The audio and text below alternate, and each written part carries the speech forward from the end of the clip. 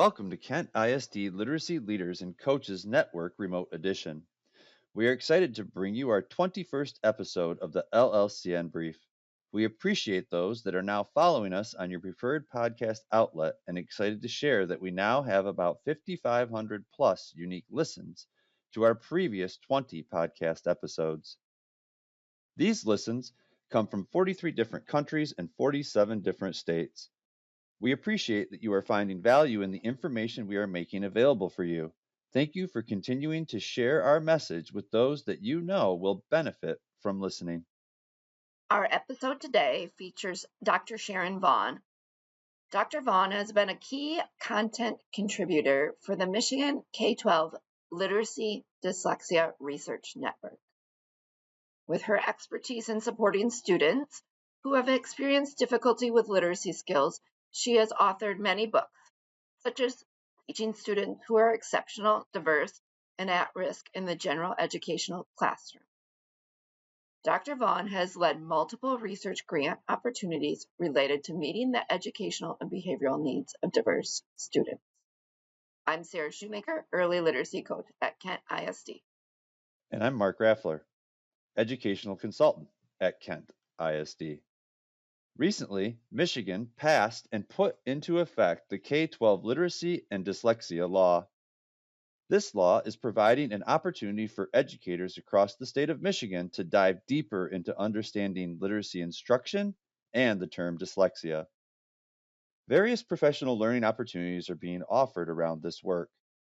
With this focus on literacy and specifically dyslexia, Michigan educators are participating in these events and expanding their knowledge and skills in this area. We are thrilled to have the opportunity today to hear from an expert behind some of this professional learning. We are excited to hear more from Dr. Vaughn on key research, practices, and tools that will assist educators in meeting the needs of all learners.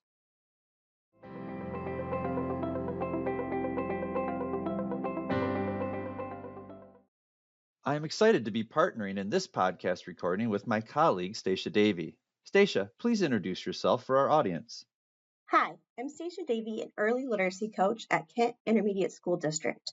I've had the privilege to learn from today's guest as part of the Michigan Dyslexia Research Network, as I've worked to support the K-12 Literacy and Dyslexia Law at Kent ISD. We are honored to welcome Dr. Sharon Vaughn to the LLCN Brief Podcast. Dr. Vaughn has been leading the Michigan Dyslexia Research Network professional learning sessions over the course of this current school year. So glad to have you here, Dr. Vaughn. Thank you. Good to be here. Dr. Sharon Vaughn is the Manuel J. Justice Endowed Chair in Education and Executive Director of the Meadows Center for Preventing Educational Risk at the University of Texas at Austin. Dr. Vaughn was the editor-in-chief of the Journal of Learning Disabilities and the co-editor of Learning Disabilities Research and Practice.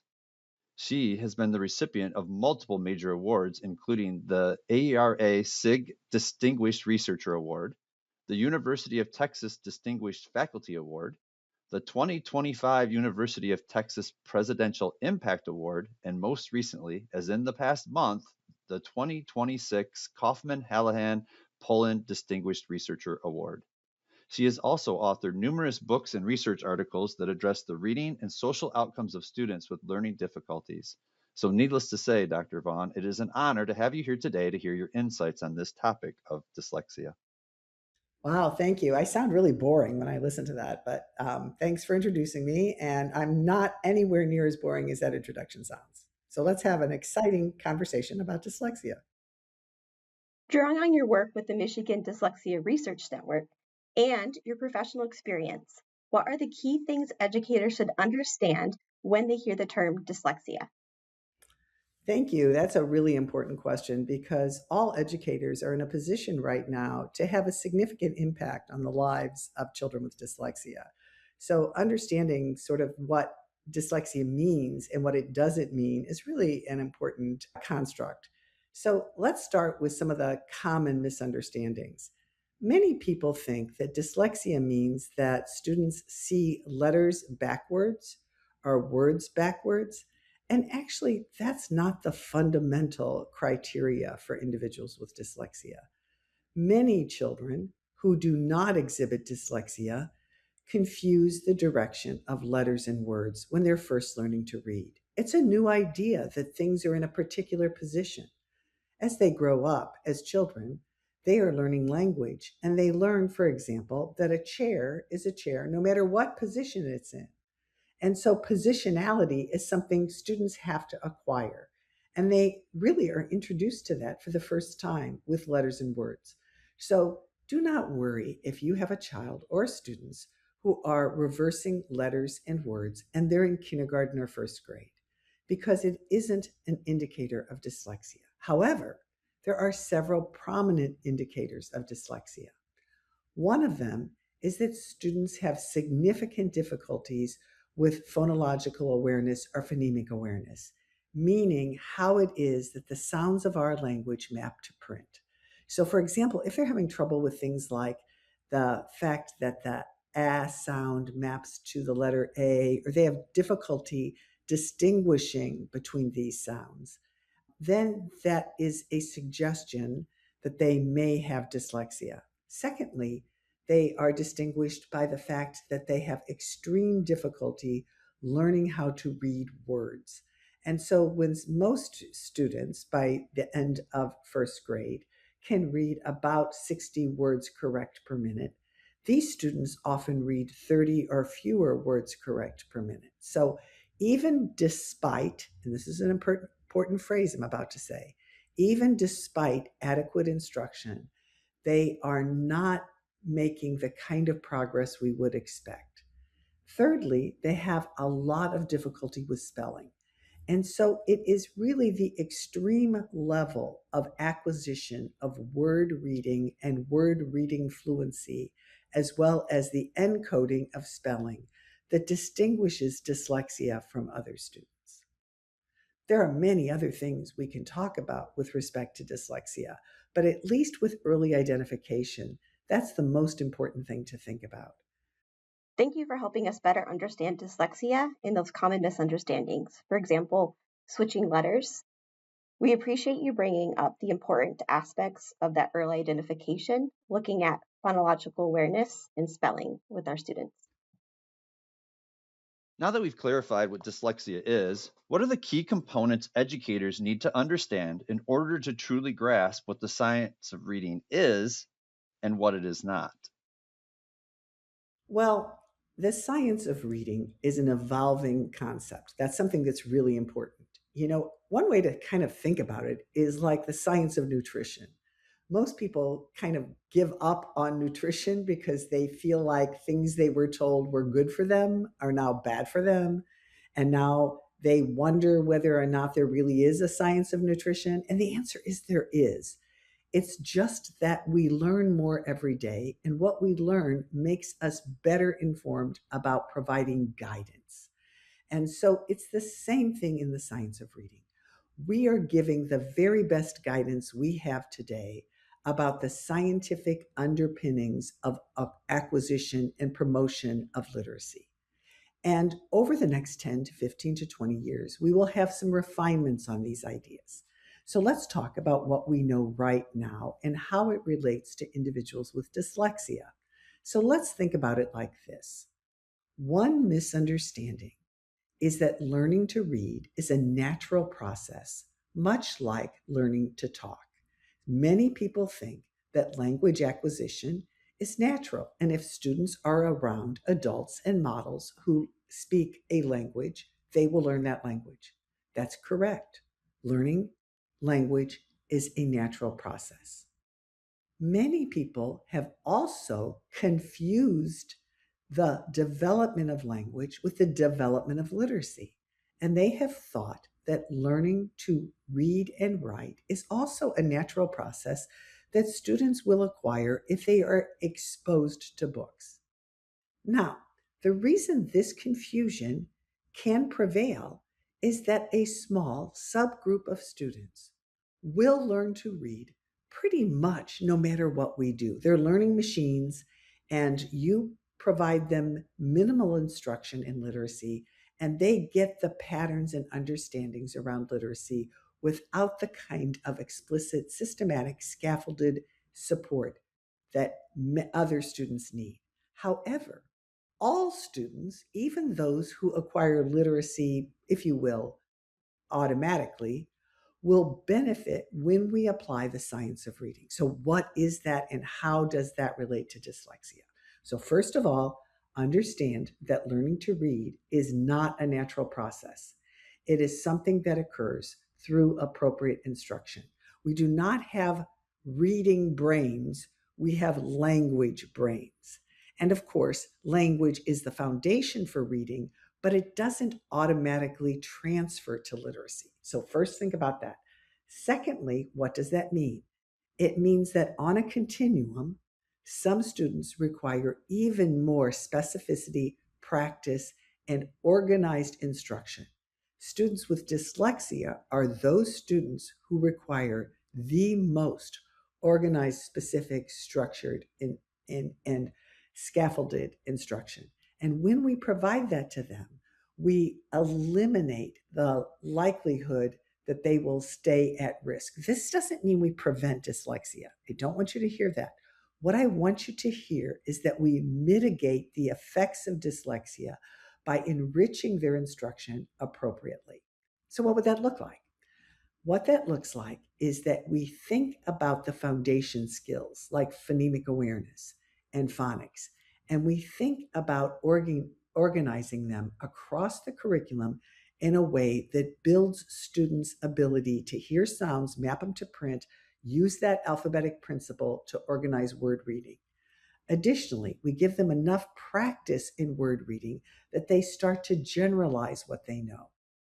Thirdly, we give them enough practice with different texts, initially with brief texts, and as students become more proficient with longer and longer texts and different genres, meaning information text, narrative text, etc., that they begin to generalize what they know. And if you will, they apply what we think of as statistical learning to the process of acquiring proficiency in literacy. And this proficiency then is extended to fluency. So, fluency, as I said, the foundation skills of phonemic awareness and phonics, and fluency is really the ability to read words accurately and with enough speed, sufficient speed, that their cognitive processing enables them to think about what they're reading, as opposed to thinking about how to read. And then we have vocabulary, which enriches their knowledge of words, because if they can read the words, but they don't know what they mean, that won't facilitate their comprehension.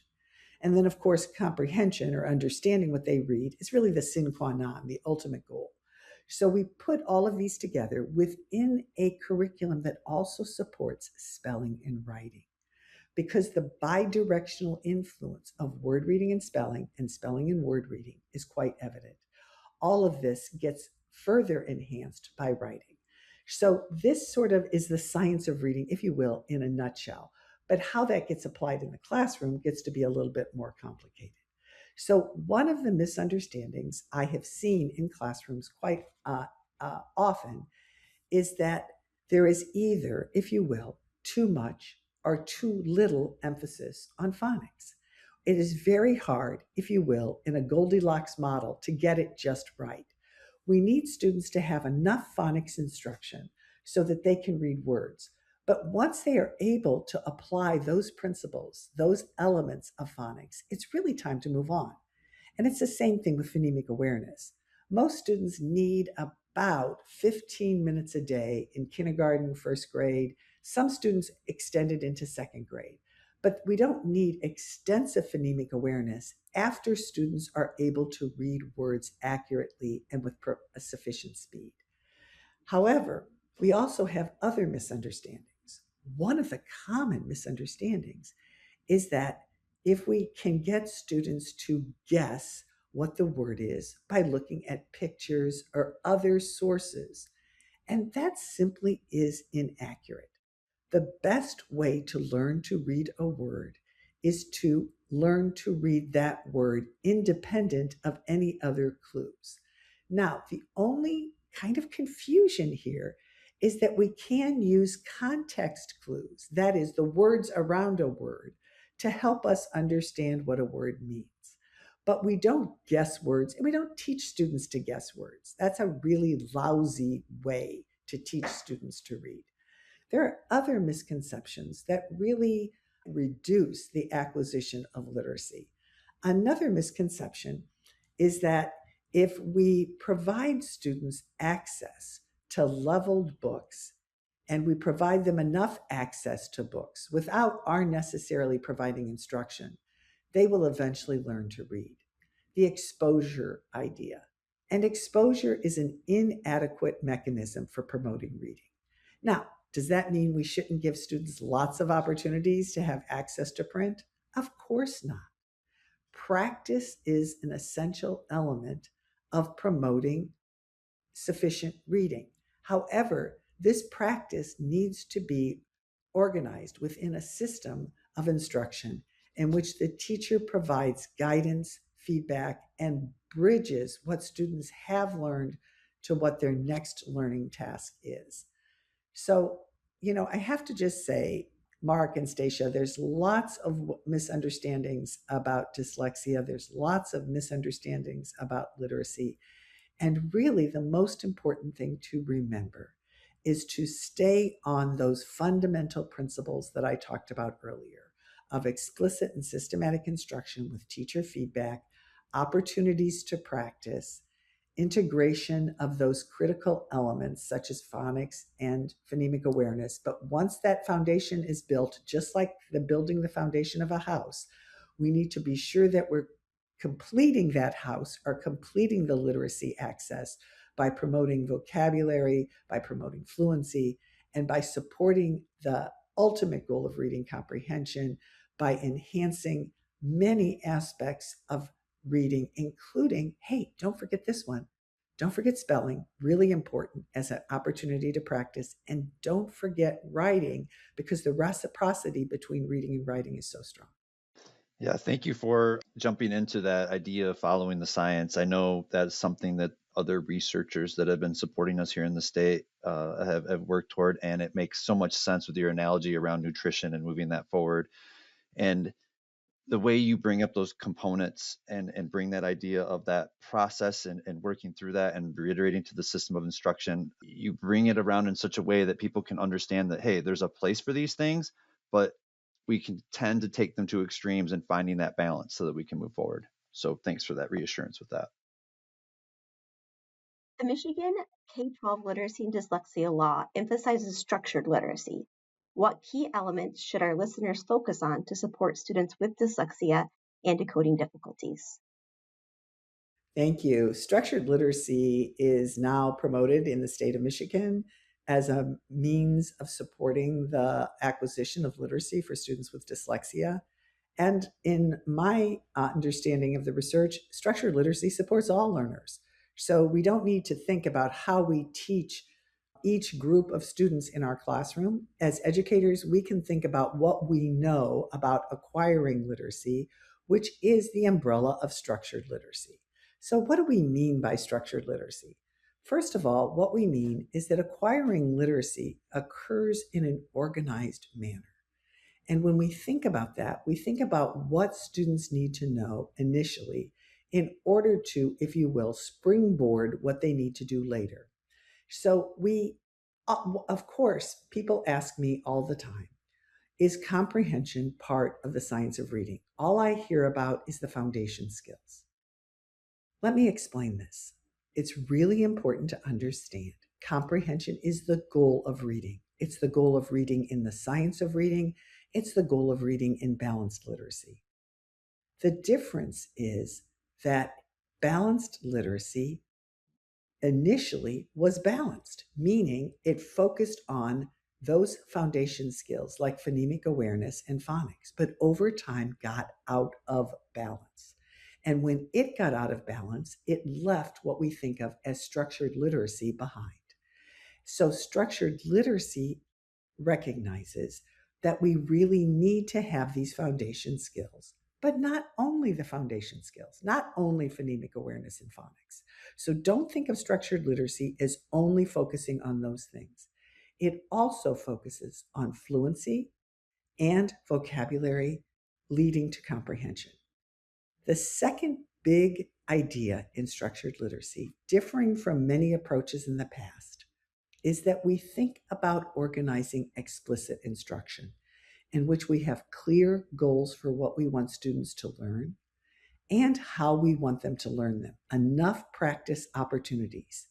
Many of you have heard Anita Archer talk about I do, we do, you do. But let's think about what that means in a structured literacy model.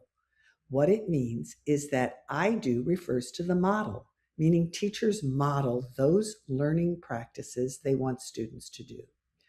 You do means the teacher gives either the group or the class an opportunity to practice and demonstrate the acquisition, whether it's phonemic awareness, phonics skills, word reading, or paragraph reading, the group as a whole practices. When we talk about I do, we do, and you do, the you do refers specifically to each student having that chance. So after the teacher models, after the group practices, each student demonstrates the ability to perform whatever the objective is under this lesson.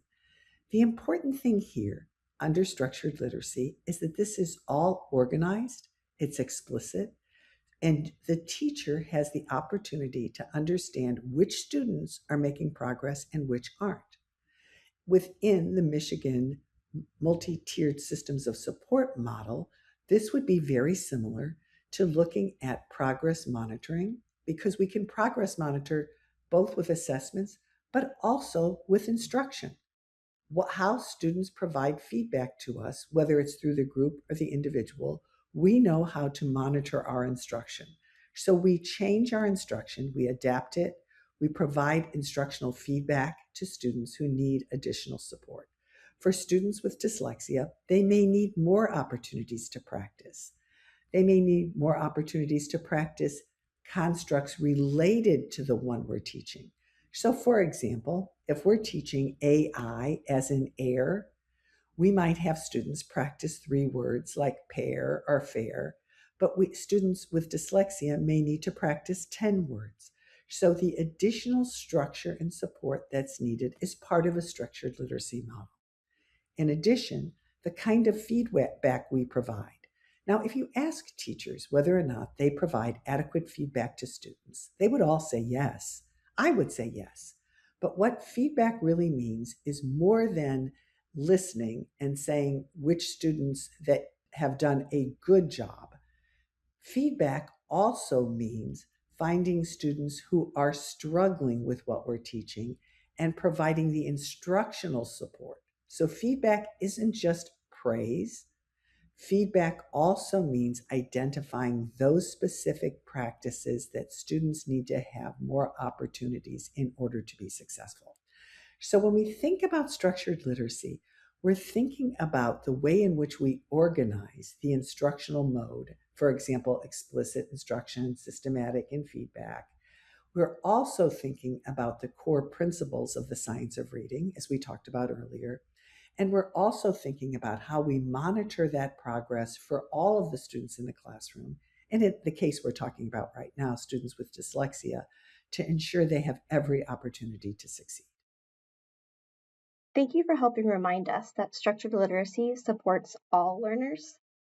I appreciate you bringing up that comprehension is the end goal of reading, and that structured literacy focuses on fluency and vocabulary, not just those foundational skills that a lot of us might kind of think it focuses on initially.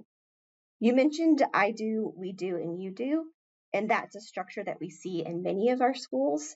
So I appreciated you showing how that related to structured literacy and how that brings in what we're already doing in many of our classrooms. Based on what you've seen in your work, what current best practices grounded in the science of reading and structured literacy are effective in improving student literacy outcomes? Thanks for that question. And I'm going to sort of frame it to add on to the comments I've already made. So we've already talked, about the importance of explicit instruction. We've talked about the importance of feedback. Both of those are really high leverage practices. But let me tell you what I think is really the secret sauce of success. And that is the idea of using data-based information to adjust instruction, and to determine students' progress. So that idea has a couple of names. Some of you may have heard of it as progress monitoring. Some of you may have heard of it as data-based instruction. Some of you may have heard of it as data-based individualization. But let me just take those terms and try to make them real for you as a teacher. So, what it really refers to is the idea that you have a goal in mind when you provide instruction. You have an intent, a purpose. And when you think about that, you are collecting ongoing data, largely through students' responses. So, as you teach or model what you want students to do, you listen and watch students' responses, both at the group level and the individual level. So, as individual students respond, you say to yourself, how well does that student understand this key idea? And then you adjust instruction. You give more opportunities, more practice. You model again the key idea. So, for example, at the first grade level, many students have trouble with vowels. Vowels cause young children the most difficulty. And so, as you observe your instruction, you will probably see, and this is true for students with dyslexia as well, that learning initial and final consonants comes much easier than learning those medial vowels. And that's not that surprising considering in English, those medial vowels sound a lot alike. So, eh, I, those sound very similar. Not to you. You have a sophisticated, refined ear after having listened and mapped language to print for so long. But for young learners, and particularly students with dyslexia, that's a difficulty. So, what you want to do is you want to provide even more opportunities, both to listen and map, to spell, and extra opportunities to extend the number of words they practice with. So, that's an example of using, if you will, your observational data to inform instruction. In addition to that observational data, you will have data from progress monitoring. Many of you are doing screening in which you're using that screening data to determine which students are making progress and which students need additional support. That data will also inform your instruction and which students get additional or supplemental instruction. Thirdly, you will use the data from everyday instruction. This is so important. As a teacher, one of the best gifts you can give the students you teach is to be a data processing machine who acquires the information about students' learning on an ongoing basis and who uses that to refine the instruction you provide. Meaning, you take those 1 minute lessons and provide additional support to selected students. We often think as teachers, we don't have enough time to meet the individual needs of all the students in our classroom. Quite a legitimate concern. However, we can take 1 minute, pull one or two or three students, remember the kinds of difficulties they had based on using the data we collect, and give them additional opportunities. So, if I were going to say one really powerful, as I say, secret sauce of instruction, I would say think about data based instruction and think about it broadly in terms of how you use screening data, how you use progress monitoring data, but how you use the observational data you collect every day as a thoughtful, mindful teacher. I love the secret sauce piece, and you had shared that in the network as well. Yeah. And it really spells that out. It also is very reinforcing. We recently had a chance, as I'd mentioned, with Dr. Julia Lindsay, and we did some work with her with the small group piece. And she was really reinforcing the teacher and their observations, the data that they're looking at. So very reinforcing to dive into that database information and using it. And you do a nice job of gathering the places that it's going to come from, because I think you're right. We tend to fall into, okay, I'm getting data from here, I'm getting data from there, and how do I keep track of all the data? But you do a nice job there of just telling them, take a step back, start with that goal in mind. Huge start there. I love it. And then taking that observational, that progress monitoring data, and giving those kids the information they need at the right times. What additional resources would you recommend as our listeners look to learn more about K-12 literacy and dyslexia? Well, there's a lot of both good and not so good resources. So let me point you to some that I think are kind of reliably good. So my unabashed plug for my center, which I think has really high quality research ideas, activities for teachers, and resources. And so it's pretty easy to get to. It's Meadows, like a meadow, beautiful place. Think butterflies, think lovely. MEADOWSCENTER. So Meadows Center. .org. And if you go there, there's lots of resources about literacy, spelling, writing, and dyslexia, and also mathematics. For those of you that are concerned about students with math difficulties, we have a really great set of resources there. And the book I have really appreciated recently is a book written by Louise Spears Swirling, published by Guilford, called Structured Literacy. And I think there's lots of good ideas in there too, and it's very teacher friendly. So that's the book I've been using recently. Thank you for sharing those resources. I know personally I'm excited to dig into both of those, and we'll make sure that we share links to those in our show notes as well. We've asked some questions and appreciate all the expertise that you've offered. As we conclude the interview, what have we not asked that is important to highlight here?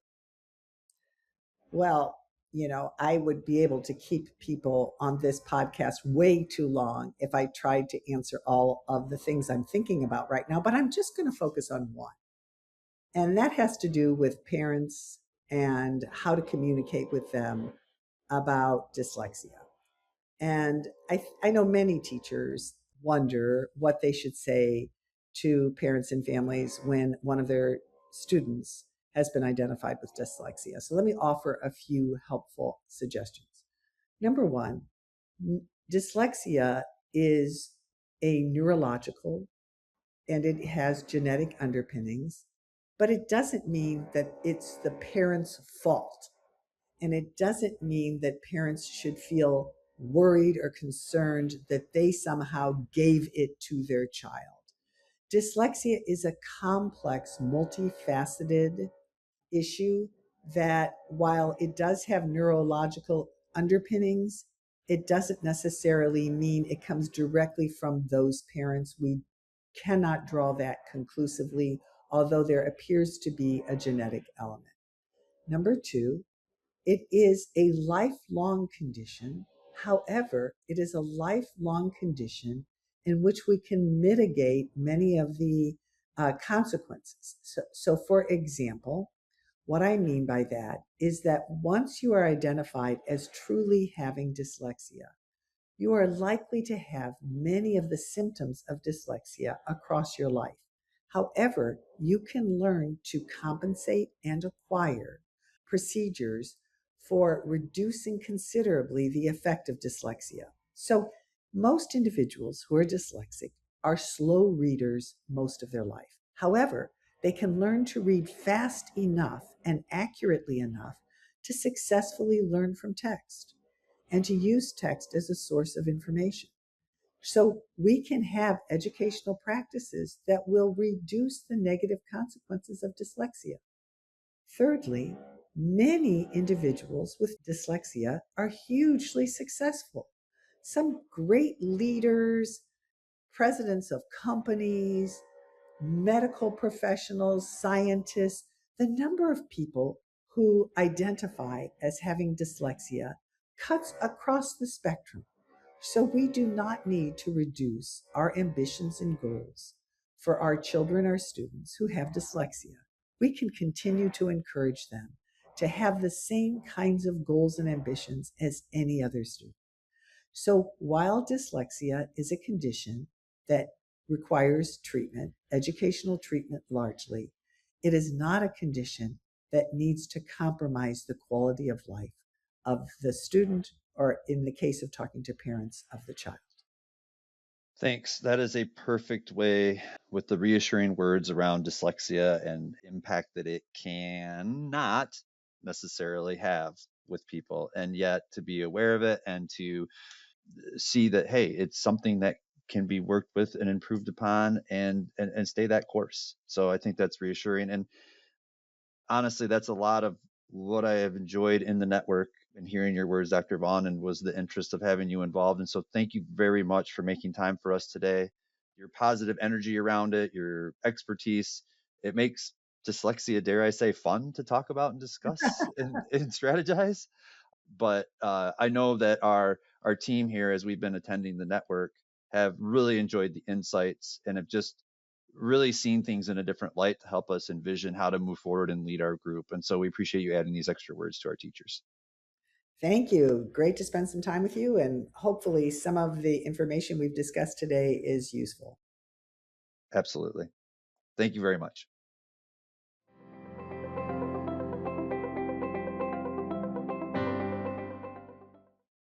Thank you for joining us for this LLCN brief podcast today. We appreciate our guests, Dr. Sharon Vaughn and Kent ISD colleague, Statia Davey. Thank you for sharing your educational insights surrounding K-12 literacy and dyslexia and the implications for classroom practice. If you're looking to access the resources from today's podcast episode, please visit our electronic document, LLCN 2526 resources at bit.ly/L, C, N, lowercase resources 2526. We look forward to connecting with you again in the near future. Also, we're looking for your suggestions on topics as well as questions you may have related to literacy. Please take the time to let us know what you want to learn more about through the Google form, bit.ly, that's bit.ly/L, C,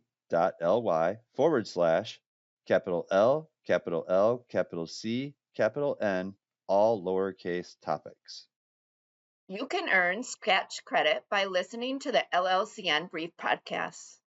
Podcast PDX is bite-sized learning that allows you to earn Sketch credit for doing something you already love, listening to the LLCN Brief Podcast. We know you are busy. This professional learning opportunity will meet you where you are, anytime, anywhere. You can earn up to 1.25 Sketch credits per episode by listening and briefly reflecting. We have made it easy to earn your credits. Just visit our podcast PDX homepage. This can be found at bit.ly/podcast PDX. That is bit.ly, bit.ly/ all lowercase podcast, capital P, capital D, lowercase x.